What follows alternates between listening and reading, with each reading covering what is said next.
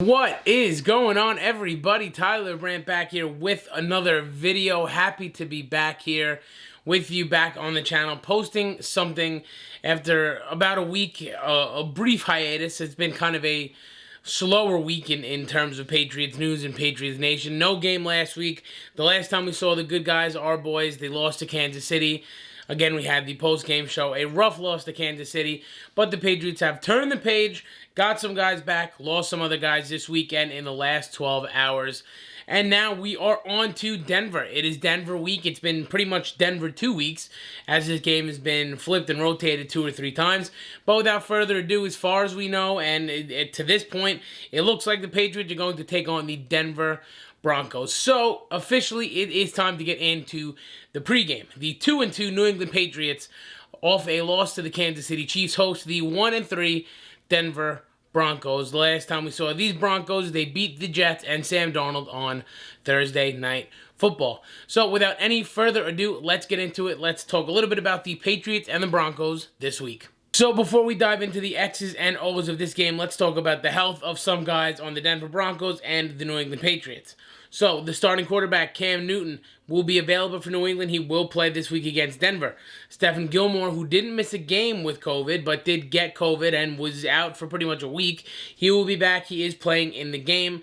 Now, as of Saturday evening, there was 2 more players added onto the Patriots COVID reserve list. One of them was Shaq Mason. He will not be playing this week. And the other one was Sony Michel. Now, beyond that, earlier in the week, James Ferentz was also added to the list.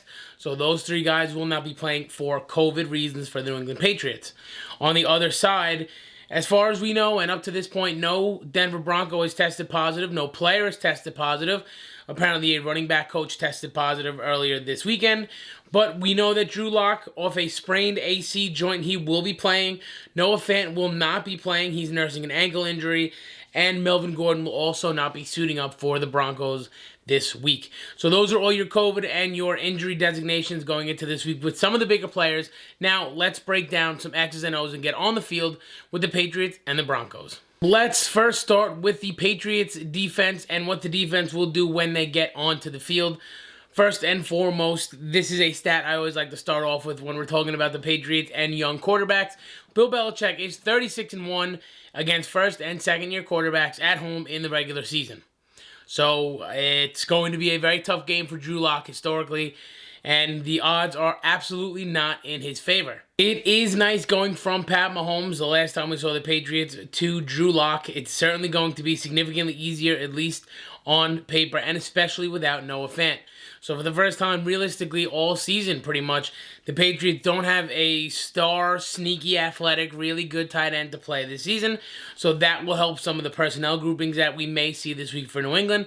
But in terms of starting at the quarterback position, I think Drew Lock, the game plan for him is pretty simple. And I think it's keeping him in the pocket and making him decipher the defense and make some big throws down the field from in the pocket. Now, Lock is a sneaky athletic guy. I did see, some people compare him in a lot of ways to kind of a Josh Allen in Buffalo. He's sneaky athletic. He can extend plays with his feet. He can pick up yards on the ground. But that's when he's at his best, especially at this stage in his career, when he's extending plays and finding holes in the zone as guys start to rush him and stuff like that. So if you can keep him in the pocket and make him use his mind and try to decipher the defenses and the coverages that Bill Belichick will throw at him, it will certainly give the advantage to the New England Patriots defense. To further elaborate on that, this is actually a stat I got from Evan Lazar from CLNS Media, somebody that is one of the most trusted voices that I follow for the Patriots. On Drew Lock's 38 pass attempts this season, Lock is only completing 45% of his throws when he's forced to hold on to the ball for 2.5 seconds or more. So you keep him contained, you keep him in the pocket, and you make him beat you with his mind and look down the field and deliver some big balls, And I think if he can do that, and which he's proven to do that very inconsistently, the Patriots have the right game plan and are off on the right foot. Furthermore, the Denver Broncos wide receiver group without Courtland Sutton takes a pretty big hit. I would expect to see Gilmour on Jerry Judy a ton. I think that's probably where he'll go. He'll follow him in and out. Judy can line up both inside and outside, and he is their best receiving threat, even without Noah Fant now, and especially without Noah Fant. He is their best receiving threat going into this game. So I think we'll see Gilmour on him, and that'll be a matchup that I'm very intrigued to see. Jerry Judy's looked very good through the first 3 or 4 games of the season, so this is his most impressive and his biggest matchup. And for Gilmour, again, putting some good stuff back, getting some momentum, because it's been a rough couple weeks. Gilmour is not playing to the level that he was at when he won the Defensive Player of the Year, so this could be a good game for him to build some momentum. Beyond Judy, the only other wide receiver to me on the Denver Broncos depth chart that I think is worth mentioning is KJ Hamler. And I think, between John Jones and J.C. Jackson, they'll do more than enough to kind of control KJ Hamler. I think, again, this is another matchup where the Patriots have big plus matchups in the secondary, and I think they'll be able to use that to their advantage. Continuing on the defense, I'm intrigued to see the pass rush and some guys getting to the quarterback.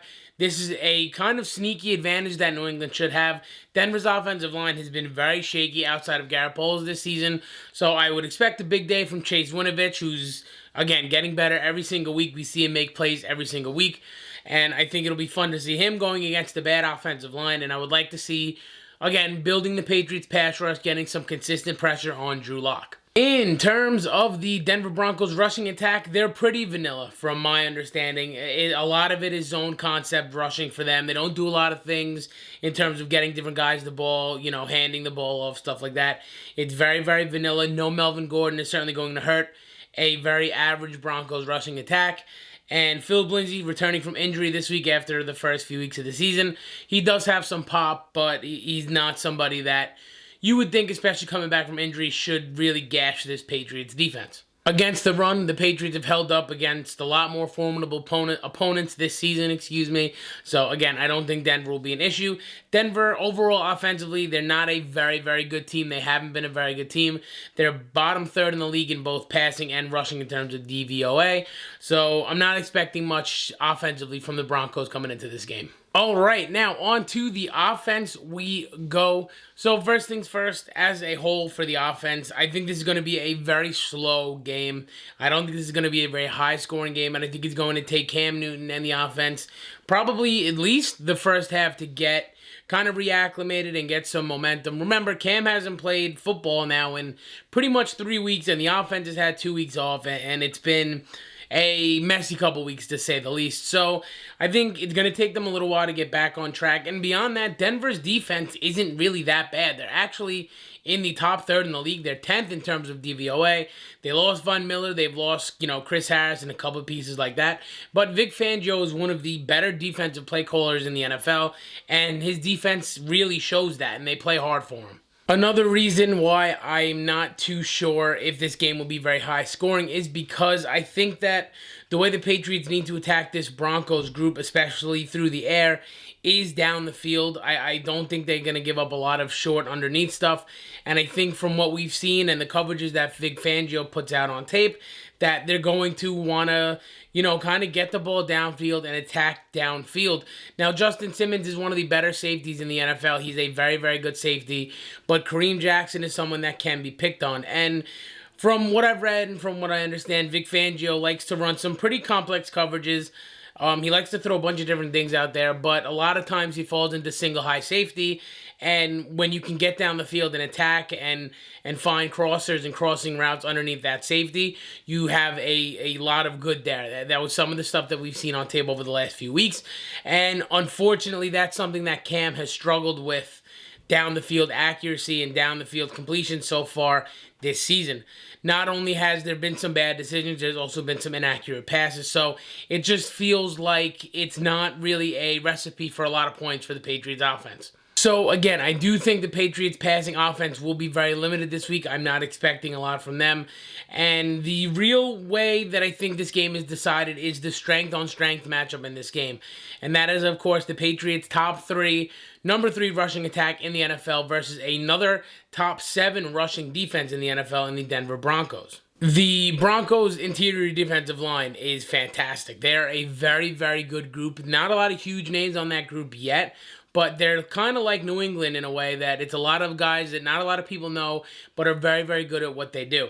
And that's going to stunt when you couple that with the fact that no David Andrews, no James Ferentz, Joe Thuney's probably going to start at center, no Shaq Mason.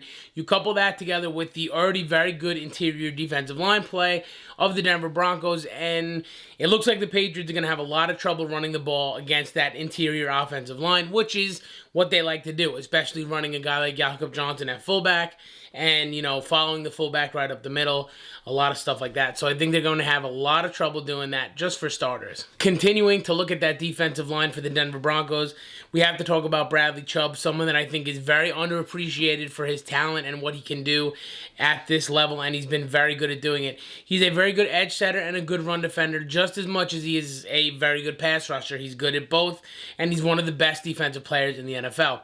So I think the Patriots, while they're not going to be able to run interior, they should be able to, at some point, depending on who they're going to be the bulk guy for this team, hopefully Damian Harris, they'll be able to find some running rooms around the outside and get to the edge against this Broncos defense. Now, I don't think they'll do it very much against Bradley Chubb. If they do, I think it'll be some sort of a counter run and throwing a lot of bodies, pulling guards, and getting bodies in front of Bradley Chubb. But primarily, I think that they're going to run away from him and try to set the edge opposite of him and move the ball, you know, off tackle and around the outside of the defense. So, 3 things to watch for this week with the Patriots and the Broncos. First and foremost, a tale as old as time, if you will, the battle of the trenches, where a lot of games are won and lost. And I think this is going to be another classic battle of the trenches. Patriots, a lot of guys on that offensive line not playing. Joe Thuney will be there. Isaiah Wynn will be there. And that may be enough. We'll find out. And I think that's going to be a very interesting kind of tale to this. If the Patriots running offense and if they can run the ball enough with that rushing offense to put some points on the board, and will it be hard with the hurt, banged up offensive line that the Patriots have? It's definitely a matchup that I'm looking to watch, and I can't wait to see. Next up, we have Stephon Gilmour versus Jerry Judy. Now, Gilmour may be following Judy probably all over the field, honestly, and this could be a marquee matchup. Judy's looked very good in the first 3 weeks of the season or so, and I'm very intrigued to see how he does. This is going to be his toughest matchup of the season, probably. And again, Gilmour needs to put some good stuff on tape, put some good performances together, because he is the cornerstone piece at this point to this Patriots defense. And finally, the last thing I'm looking for, and this may be just me, I'm very intrigued to see if this happens at all, but I really want to see some more Juwan Bentley specifically and Brandon Copeland on the field in this game. Now, we talked before the season, I made a whole video about how I was expecting Juwan Bentley to be, you know, the next Donta Hightower, the next man up on this Patriots defense. He hasn't really looked like that this season, but they've also, and he specifically, has been very limited because of the offenses that the Patriots have played. It's been a lot of superstar tight ends and tight ends that are, you know, pretty much like wide receiver ones, and that's affected how many snaps he can play and how he's been kind of a liability because, A, the tight ends, and B, he's been a little bit slow in terms of sort of the running backs that he's had to play and the running backs he's had to cover. And we've seen the Patriots go with, you know, like an Adrian Phillips hybrid linebacker stuff, things like that that help cover tight ends. But with no Noah Fant this week, I think he's got an opportunity. I think him and Copeland will be in a little bit more because this Broncos offense should be a little bit more traditional. And it's not like Drew Lock is winning any NFL MVPs anytime soon. So I think they'll be able to get in and hopefully play some good productive snaps for this defense this week. Now, if you are betting on the game, the line that I have is New England at a -7.5. They're a 7.5 point favorite. And I believe the Patriots money line, the one that I have, is the Patriots are -400.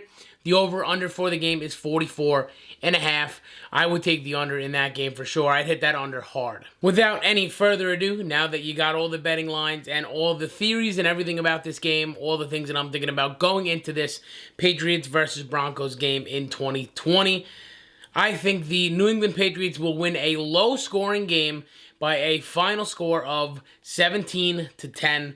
I'm going a little bit chalk here, pretty simple score. I don't think Drew Lock is going to do very much statistically, excuse me.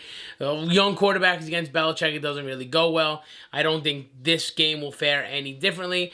I think Drew Lock will probably have a little bit of trouble moving the ball, but I also think the Patriots will have a little bit of trouble scoring consistently. I don't think there will be a lot of points scored. Again, I'm taking the under heavy in this game. I think it'll be a very quick moving, very slow, kind of drudgy game. Both teams working out some kinks because they haven't played in a while. But I'm taking Bill Belichick. This is a must-win game, especially since Buffalo lost last week to Tennessee. They're right back in this division, only a game behind now. They need this win, and they're going to get it against the Denver Broncos.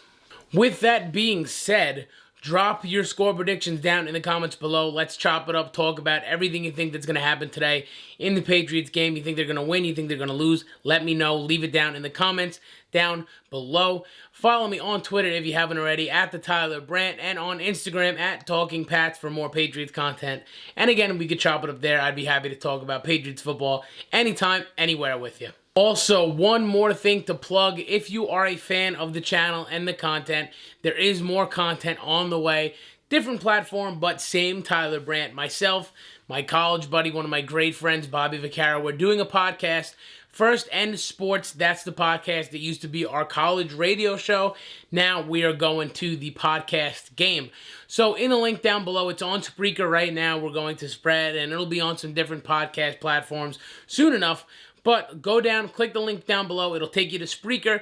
Listen, we are 3 episodes in. It's a good time. It's a little bit looser. We talk about football, baseball, basketball, all sorts of good stuff. We have a little picks league, a little competition between me and him. It's a ton of fun. Listen, give it some love. Share it with a football fan. Share it with a sports fan. I would definitely appreciate it. Once again, I'm Tyler Brandt. Until next time, enjoy the game. Talk to you on the post-game show.